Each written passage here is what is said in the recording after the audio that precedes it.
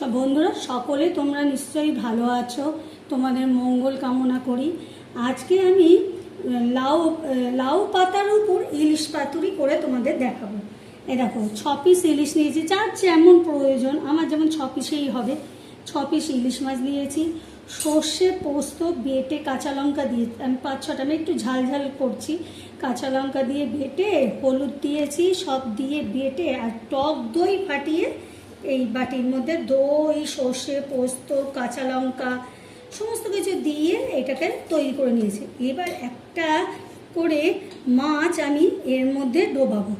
দেখো বন্ধুরা, লক্ষ্য করো কিভাবে করছি।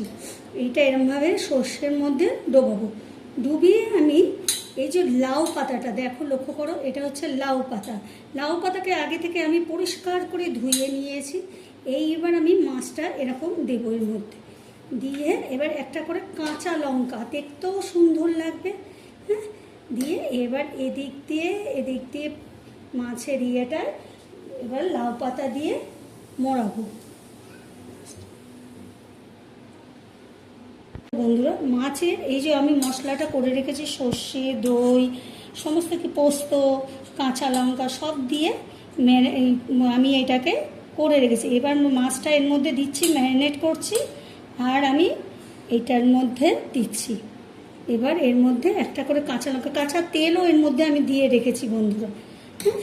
এবার এইটার মধ্যে একটা করে দেবে, আর লাউ পাতা দিয়ে এইটাকে খুব সুন্দর করে মুড়িয়ে নেবে,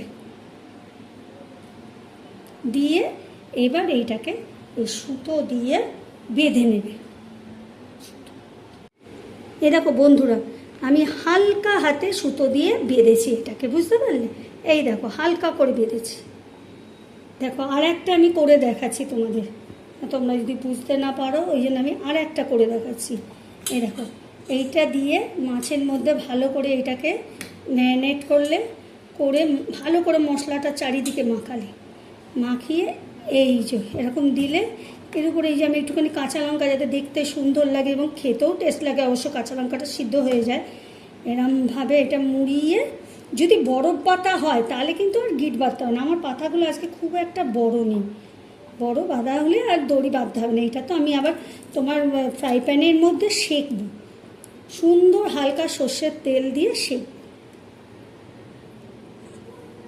বন্ধুরা দেখো, আমি একটা ফ্রাই প্যানের উপর সর্ষের তেল দিয়ে গরম করে নিয়েছি। এইবার যেই লাউ পাতার ইয়েগুলোকে আমি করে রেখেছিলাম সেইগুলোকে একটা একটা করে এরকমভাবে এর উপর দিয়ে দেবো, দিয়ে চাপা দিয়ে দেবো, চাপায় হবে ভেতরে।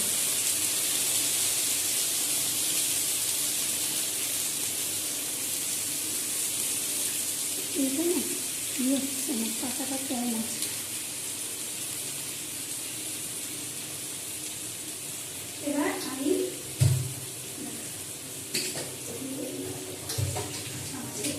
এবার আমি এইটা উপর দিয়ে চাপা দিয়ে দেব।